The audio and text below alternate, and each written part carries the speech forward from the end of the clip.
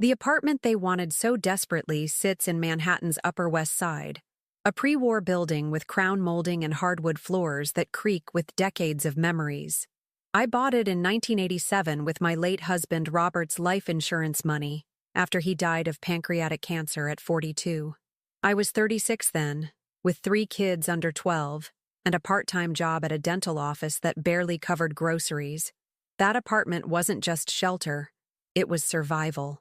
Every mortgage payment, every repair, every improvement came from my hands. I worked double shifts, cleaned other people's houses on weekends, sold my wedding ring when the furnace died. My children never knew we ate pasta 5 nights a week so I could make those payments. They never knew I wore the same coat for 8 winters, or that I walked to work in the snow to save bus fare. But I did it. I built something solid, something permanent, something that would be theirs someday. My oldest, Michael, is 35 now. He works in finance, makes 6 figures, drives a BMW. He calls me twice a year, Christmas and my birthday, and those calls last exactly long enough for him to feel he's done his duty. His wife, Sandra, a skeletal blonde who teaches yoga to other wealthy wives, refers to me as Michael's mother, in that particular tone that suggests I'm some burden they must endure. My daughter, Elena, 33, is a marketing director who lives in Connecticut with her husband and my only grandchild, Tommy. Elena inherited her father's dark eyes, but none of his warmth. She measures everything in terms of what it can do for her. Our relationship exists solely around her convenience. When she needs a babysitter, when she wants to show off having family at social events, when she's calculating her inheritance. And then there's David, 28 years old, my baby, the one I protected the longest and probably loved the hardest. David, who still calls me Mama when he wants something, who has never held a job longer than 18 months, who has been finding himself for the better part of a decade. David, who 3 months ago announced he was marrying Rebecca, a woman he'd known for 7 months, and expected me to bankroll their fairy tale. The call came on a Tuesday evening in October. I was watching the news, nursing a cup of tea, when David's number flashed on my phone. "Mama," he said, that particular lilt in his voice that meant he wanted something expensive. "I have the most amazing news." I muted the television. "What is it, sweetheart?" "Rebecca and I are getting married. Can you believe it? New Year's Eve wedding. We found this incredible venue in the Hamptons and—" "Slow down," I said, though my heart had already begun that familiar clench. "Getting married? David, you've barely been dating her." 8 months, Mama. When you know, you know. Listen, that's not even the best part. We found the perfect place to live. This gorgeous brownstone in Brooklyn Heights. 3 bedrooms, original fixtures, perfect for starting a family. The thing is, it's a steal at $450,000. But we need cash for the down payment. And you know how tight money is with the wedding costs. I set my tea down carefully. "David, what exactly are you asking me?" "Well, I was thinking, your apartment is worth way more than you need, right? You could sell it, buy something smaller, maybe in Queens or the Bronx, and help us out with the difference. It would be like an early inheritance. You'd be giving us the best wedding gift ever." The silence stretched between us. Through my living room window, I could see the lights of the city, the same view I'd watched for 37 years. The same view I'd stared at during Robert's final days, during the children's teenage rebellions, during every lonely evening that followed. "David," I said slowly, "this apartment is my home. It's where your father and I plan to grow old together. It's where you children grew up. I can't just—" "But Mama, you don't even need all that space. What are you doing with 3 bedrooms? And think about it. You'd be helping us start our lives together. Isn't that what parents are supposed to do?" The entitlement in his voice hit me like cold water. What parents are supposed to do? "David, I raised 3 children on my own after your father died. I worked myself to the bone to keep this roof over your heads. I put you through college." "That was your choice," he interrupted. "We didn't ask to be born. And anyway, that's what parents do. But now you have a chance to really help us, to make a difference in our future, and you're being selfish about it." "Selfish?" The word hung in the air like smoke. "I need to think about this," I said. "There's nothing to think about, Mama. Family helps family.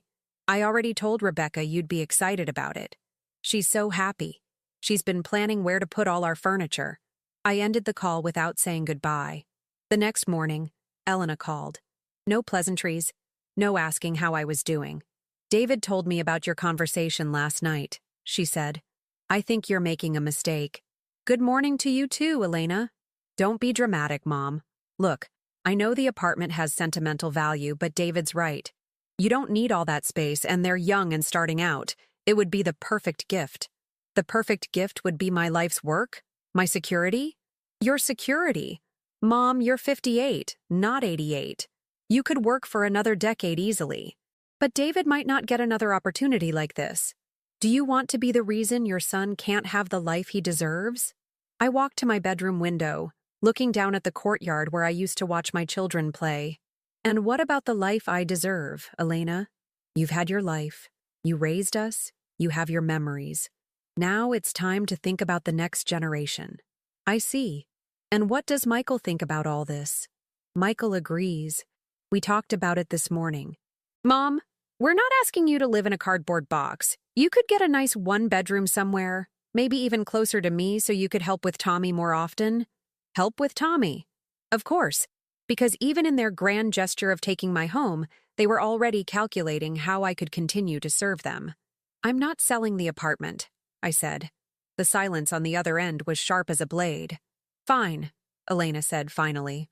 But don't expect us to feel sorry for you when you're sitting alone in that big empty apartment, wondering why your children don't visit. She hung up. I stood there holding the phone, looking around at the rooms that held 37 years of my life.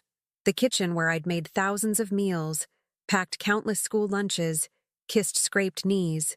The living room where we'd opened Christmas presents, where I'd helped with homework, where I'd held my children through nightmares and heartbreaks.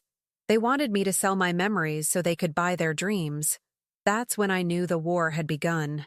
The weeks that followed Elena's threat felt like living in a house slowly filling with poison gas. Every day brought new pressure, new manipulation, new attempts to wear down my resolve. David showed up at my door 3 times that first week, each visit more desperate than the last. The first time, he brought flowers, cheap grocery store carnations that I recognized from the corner bodega. He sat on my couch, the same couch where I'd read him bedtime stories, and tried to charm me into submission. Mama, I know this is a big ask, he said, his hand reaching for mine.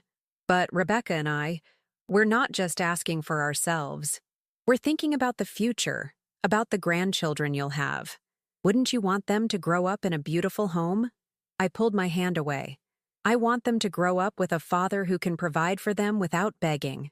His face shifted then, just slightly, a flash of something ugly beneath the practiced sweetness. That's not fair, Mama. You know how hard it is out there. The economy, the housing market. It's not like when you bought this place for nothing. For nothing? I stood up, something dangerous rising in my chest. David, I bought this apartment with your father's death money and paid for it with 20 years of my life. Nothing? I worked 3 jobs some weeks to make those mortgage payments. I didn't mean... Get out. He left the flowers on my coffee table. I threw them in the garbage before the door closed behind him. The second visit, he brought Rebecca. She was everything I'd expected. 25 years old, perfectly manicured, with that particular type of beauty that comes from never having struggled for anything.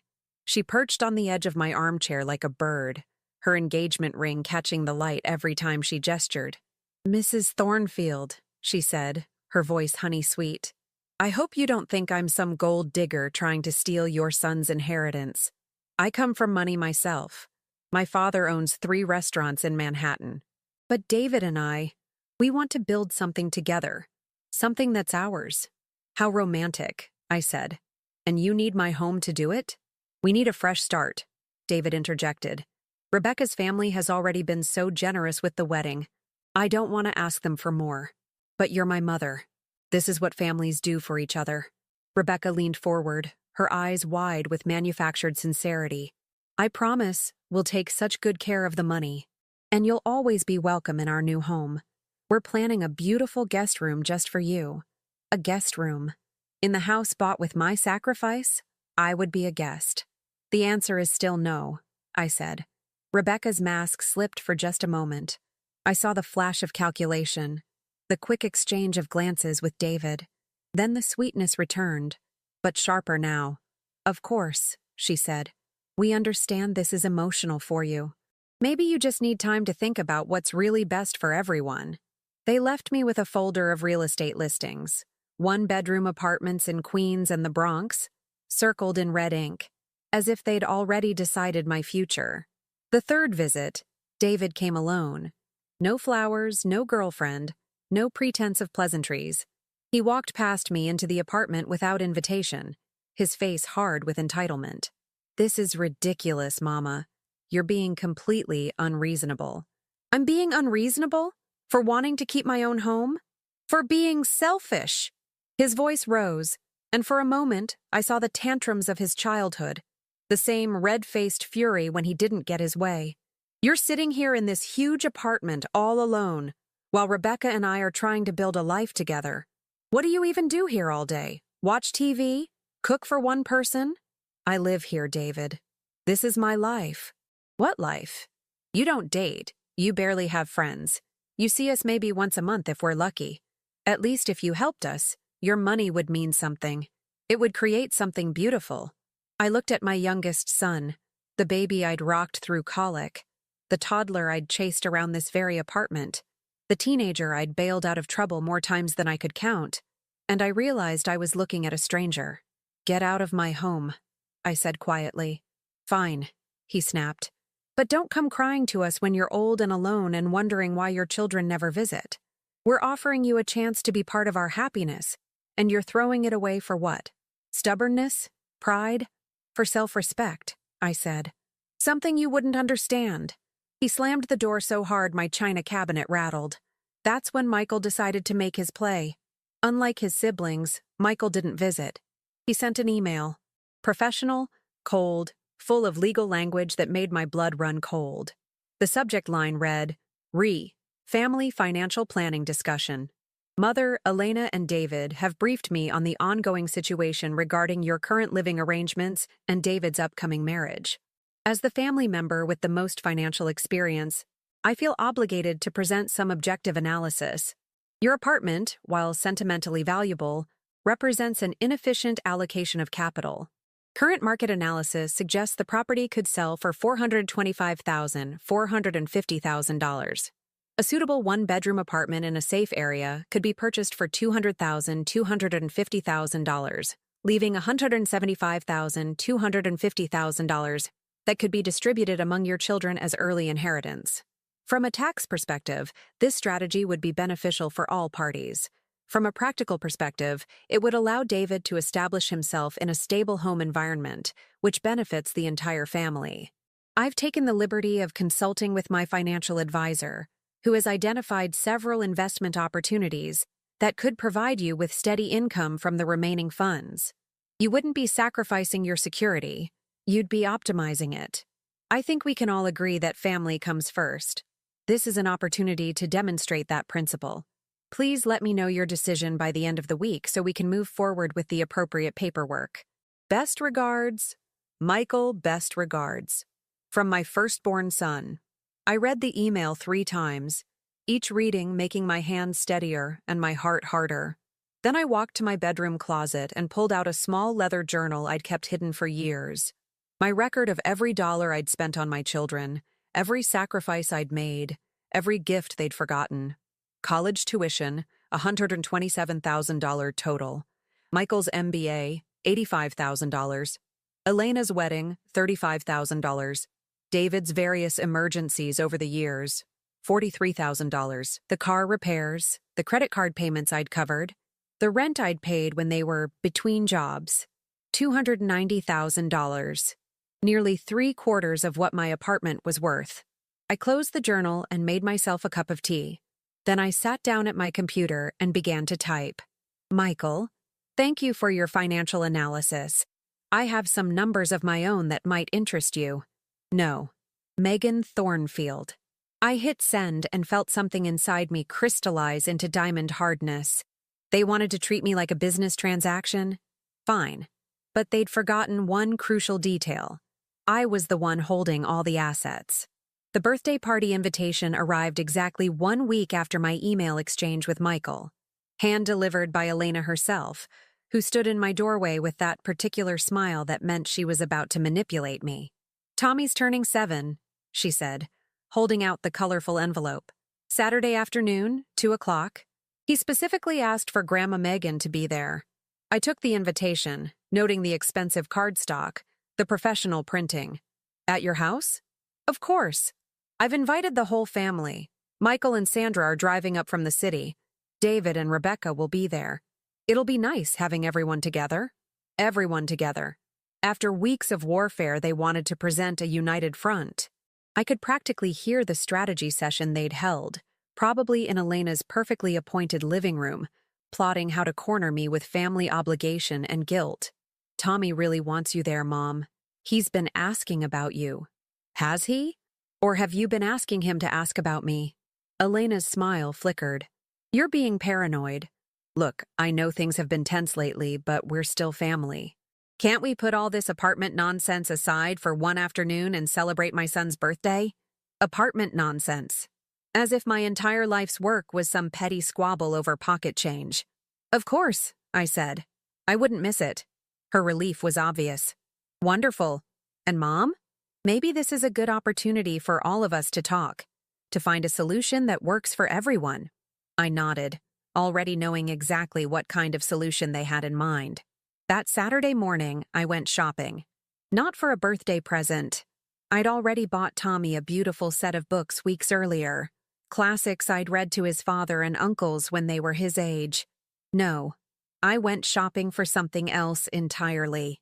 At the electronics store, I purchased a small digital recorder, the kind journalists use for interviews.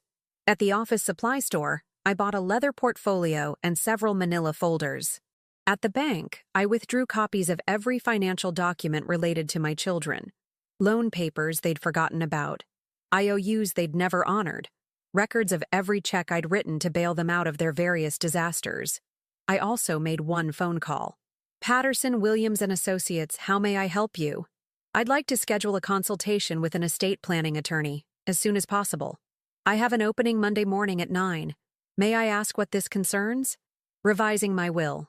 Elena's house sat in one of those Connecticut suburbs where every lawn was perfect, and every driveway held at least one luxury SUV. I'd helped her with the down payment, of course. Another $50,000 that had never been repaid, never even acknowledged as a loan. I parked on the street and sat for a moment, watching the house I'd partially purchased, listening to the sounds of children playing in the backyard. The digital recorder sat heavy in my purse, already activated, already capturing everything. Tommy ran to me the moment I walked through the back gate, his face lighting up with genuine joy. 7 years old, with Elena's dark eyes and his grandfather's dimpled smile. The only pure thing in this whole corrupted family. "Grandma Megan, you came. Mom said you might not come because you're mad at everyone." "Did she?" I hugged him tight, breathing in that sweet boy scent of sunshine and birthday cake. "Well, I'm here now, and I brought you something special." I handed him the wrapped books, and his eyes went wide. The Chronicles of Narnia. The whole set. "Mom, look!" Elena appeared at my elbow, her smile sharp as glass. "How thoughtful, Mom, though Tommy already has those on his iPad." "Books are different," I said. "You can hold them. They don't disappear when the battery dies." Michael and Sandra were holding court near the pool, surrounded by other parents I didn't recognize. Michael raised his hand in acknowledgement when he saw me, but didn't approach. Sandra ignored me entirely, which was fine. I'd never liked her anyway. David and Rebecca sat at one of the patio tables, her hand possessively on his arm, both of them watching me with the intensity of predators. Rebecca wore an engagement ring that probably cost more than most people's cars, and a sundress that screamed expensive casual. "Megan," Rebecca called out, waving like we were old friends. "Come sit with us." I walked over, noting how the conversations around me gradually quieted. Everyone was watching, waiting to see what the crazy old woman would do. "How are the wedding plans coming along?" I asked, settling into a chair across from them. Rebecca's eyes lit up. "Oh, they're wonderful. The venue is absolutely perfect, right on the water with these gorgeous views. The caterer is the same one who did Miranda Whitfield's daughter's wedding last year. You remember, the one that was in Town and Country? Sounds expensive. Well, you know what they say, David interjected, his voice carrying that familiar, wheedling tone. You only get married once. We want it to be perfect. Of course you do. I opened my purse and pulled out the leather portfolio. I've been thinking about what you said, about family helping family. David leaned forward, hope flickering in his eyes. Rebecca's grip on his arm tightened. I've been going through my financial records, I continued, opening the portfolio, calculating exactly how much family has helped family over the years. I spread the papers across the table methodically. Bank statements, loan documents, receipts, canceled checks. 30 years of financial sacrifice laid out in black and white. This is interesting, I said, pointing to a highlighted figure. Your college tuition, David. $47,000, plus room and board, books, that spring break trip to Cancun when you were a junior. Total investment in your education. $63,000. David's face went pale. Rebecca was reading over his shoulder, her expression shifting from confusion to alarm. And this, I continued, pulling out another sheet. The car loan I co-signed when you graduated. You defaulted after 8 months. I paid the remaining $12,000. Mom, David started, but I held up my hand. The apartment deposit when you moved to Chicago. The credit card debt you couldn't handle. The rent money when you were between jobs for 6 months. The emergency fund for your appendectomy when you didn't have health insurance. I pulled out a calculator and began adding figures, my fingers steady on the keys. Around us, the party was still going on, but our table had become an island of tense silence. Total amount of family helping family, just for you, David, $89,000. That's not including gifts, groceries I bought, dinners I paid for, or the emotional labor of worrying about you for 28 years. Rebecca was staring at the papers like they were written in a foreign language. David, you never told me about any of this. It's not like that, David said desperately. That's just what parents do. That's normal. Is it? I turned to Michael, who had appeared beside our table with Sandra trailing behind him. Michael, come look at this. Your contribution to family helping family. I spread out his file like a hand of cards. MBA tuition, $85,000. The loan for your first apartment, $25,000. The money I gave you to buy Sandra's engagement ring, $8,000. Wedding contribution, $15,000. Should I go on? Michael's jaw was tight. This is inappropriate, Mother.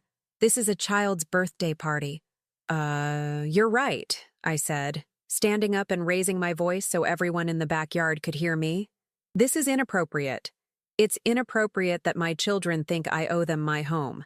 It's inappropriate that they've spent weeks harassing me, threatening me, trying to guilt me into giving up everything I've worked for so they can have an easier life. The entire party had gone silent now. Even the children had stopped playing, sensing the adult drama unfolding. Elena rushed over, her face flushed with embarrassment. Mom, please, not here. Let's go inside and talk about this privately. Privately? I laughed, and the sound was sharp as breaking glass. Like you all talked privately about ganging up on me? Like you privately decided I don't deserve to keep my own home? You're being dramatic, Sandra said, her voice dripping with disdain. This is exactly why Michael said you were being unreasonable. Something inside me snapped.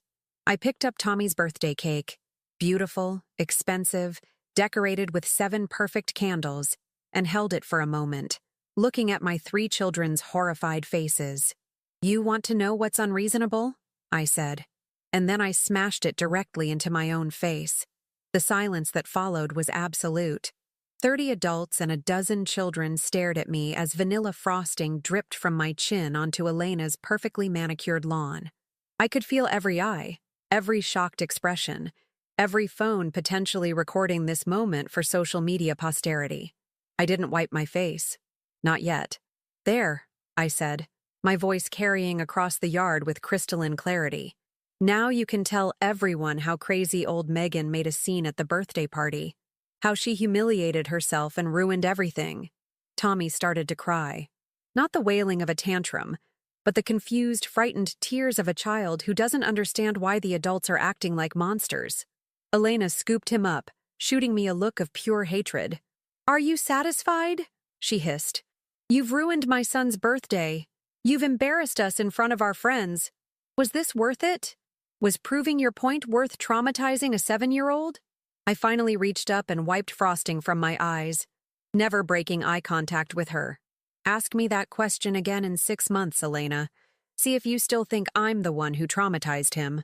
I gathered my papers, sliding them back into the portfolio with steady hands.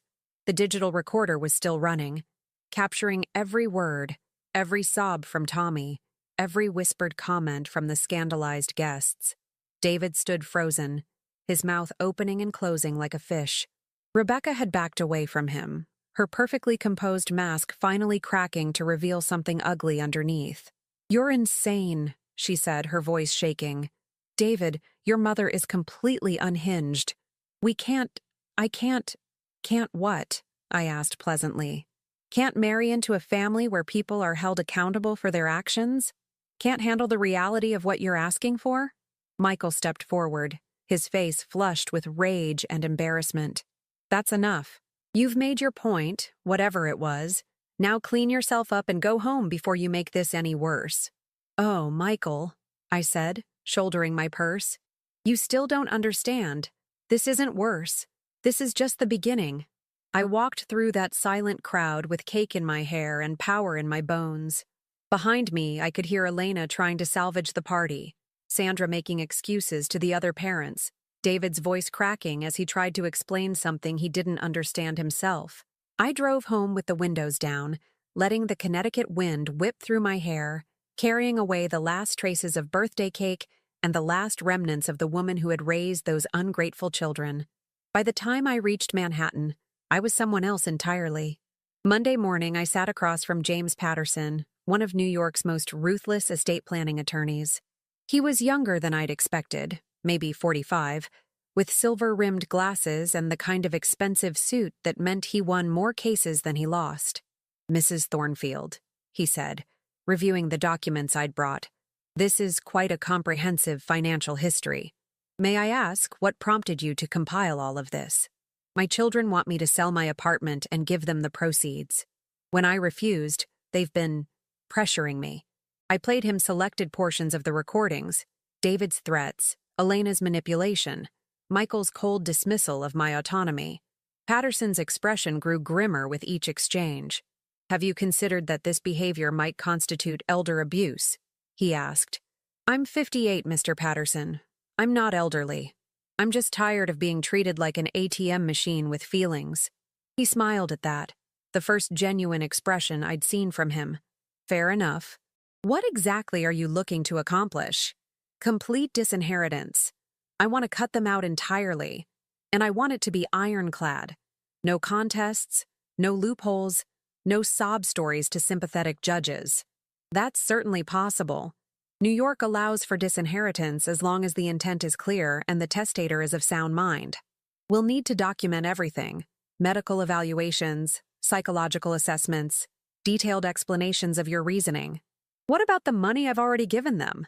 The loans they never repaid?" Patterson leaned back in his chair. "Legally, gifts are gifts. Unless you have written loan agreements with specified repayment terms, there's no recourse for recovery. However," he paused, tapping his pen against his legal pad, "there are other ways to address systematic financial exploitation, such as cease and desist letters for harassment, public documentation of the amounts involved. Sometimes social embarrassment is more effective than legal action, and there are tax implications they may not have considered for large gifts received over the years." I felt something cold and satisfying settle in my chest. "Tell me more about the tax implications." For the next hour, Patterson outlined exactly how thoroughly my children had underestimated me. The IRS documentation requirements for gifts over certain amounts, the potential audits that could be triggered by sudden windfalls, the complex web of financial responsibility that came with inherited property. "There's one more thing," I said as we wrapped up. "I want to establish a charitable foundation. Something that will manage my assets after I'm gone. Something that will continue to generate good in the world long after my children have spent whatever they thought they were entitled to. What kind of charitable work interests you? I thought about Tommy's tears, about the confusion in his eyes when the adults in his life showed their true faces. Children. Specifically, children aging out of the foster care system. Kids who don't have families to exploit them. Patterson nodded approvingly. Excellent choice. It's personal enough to demonstrate clear intent, and it directly contrasts with your children's sense of entitlement.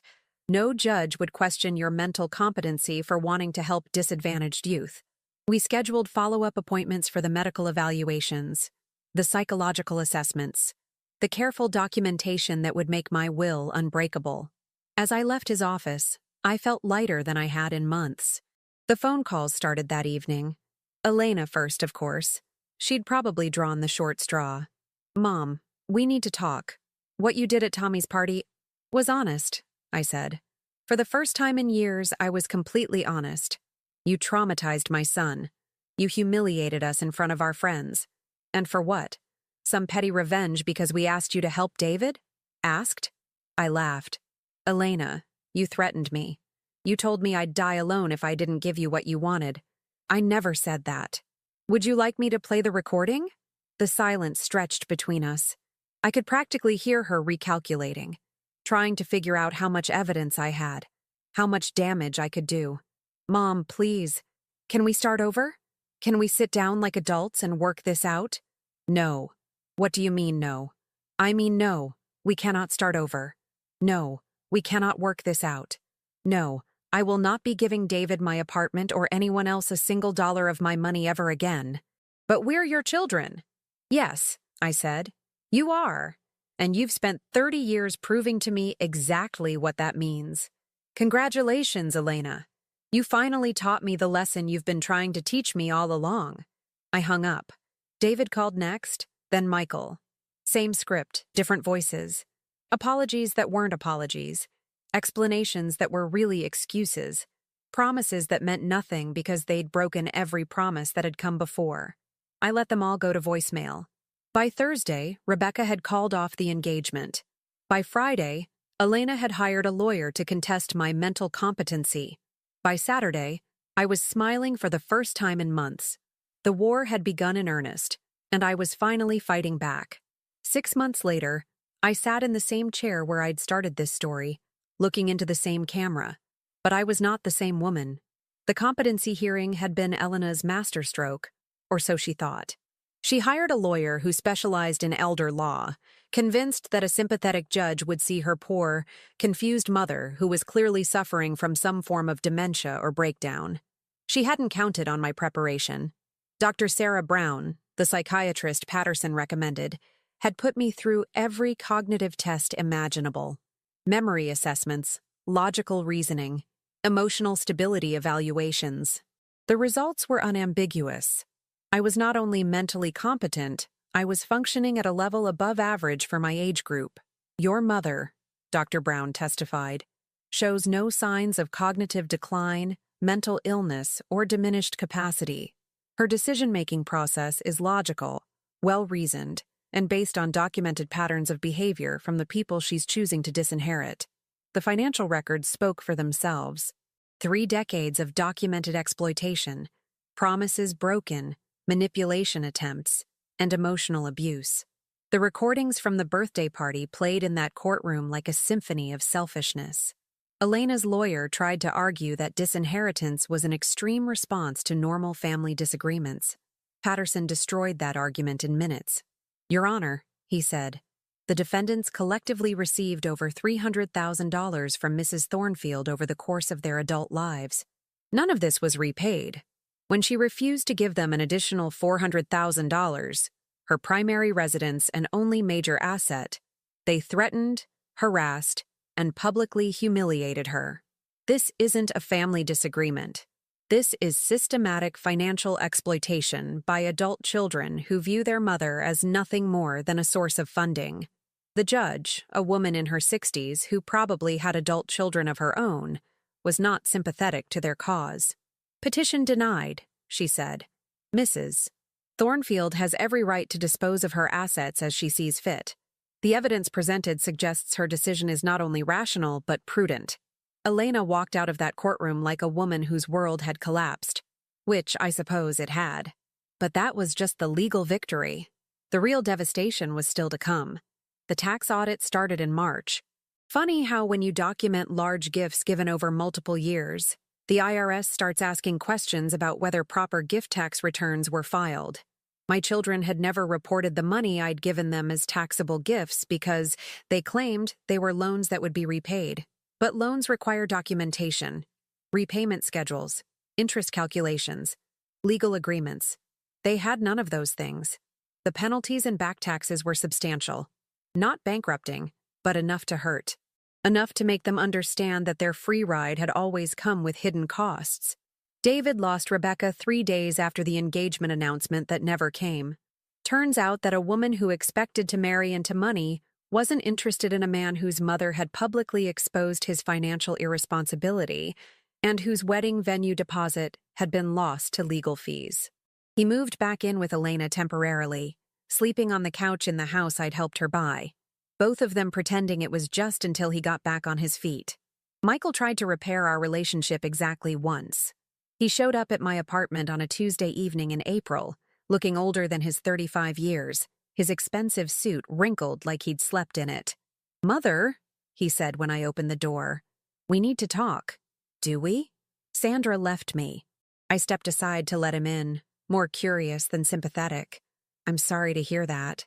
She said she couldn't handle the embarrassment, that her friends were asking questions about my family, about what kind of people we are. He slumped into my armchair, the same chair where Rebecca had once promised to give me a guest room in my own home. She took half of everything, including the house. That must be difficult. He looked up at me then, searching my face for some sign of the mother who used to comfort him through heartbreak and disappointment.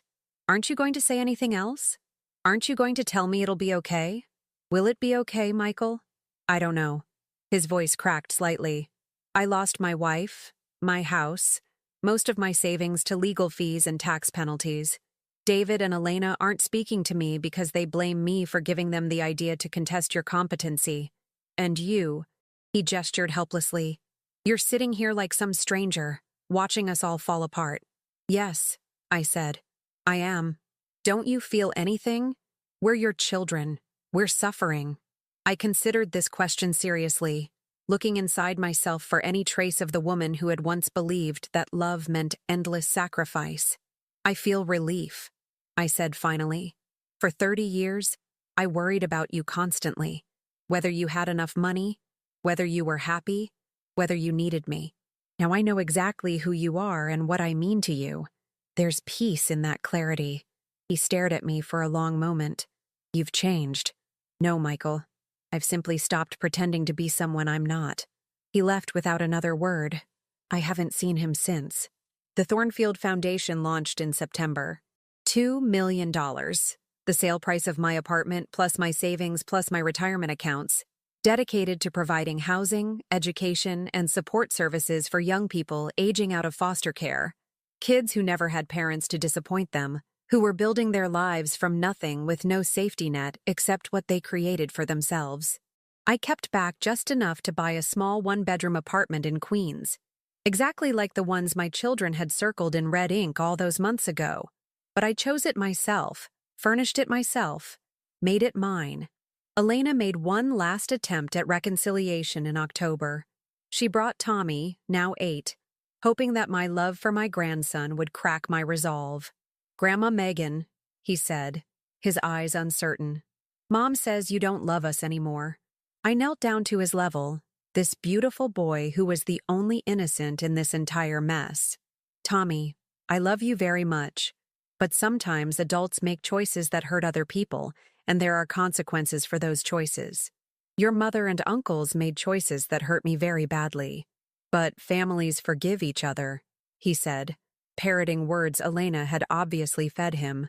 "Some families do," I said. "And some families learn that forgiveness without accountability isn't love. It's enabling." Elena's face went white. "You would really choose your pride over your grandchild?" I would choose my self-respect over your manipulation, even when you use an 8-year-old as a weapon. They left, and I knew it would be the last time. Now, looking into this camera, I want you to understand something. I am not a victim in this story. I am not a cautionary tale about family greed or a tragic figure destroyed by ungrateful children. I am a woman who spent 30 years being someone else's solution to their problems, and finally decided to become the solution to my own problems instead. My children lost everything because they tried to take everything. They destroyed their relationships because they treated relationships like transactions. They are alone because they confused love with entitlement. I didn't break my family. I simply stopped holding together something that was already broken. The foundation helps 12 young people a year transition successfully into independent adulthood. 12 kids who will never have to choose between their dignity and their family's approval because they're building both from scratch. And me? I sleep well at night for the first time in decades. I wake up each morning accountable to no one but myself. I have peace. Some of you will think I'm cruel. Some of you will say family should forgive anything. To those people, I ask, at what cost? And for how long? I gave them 30 years and $300,000. I gave them my youth, my energy, my unconditional love. They gave me ultimatums. The scales are balanced now. What about you? What would you do if you were in my shoes? Don't forget to subscribe to the channel and comment where you're watching from.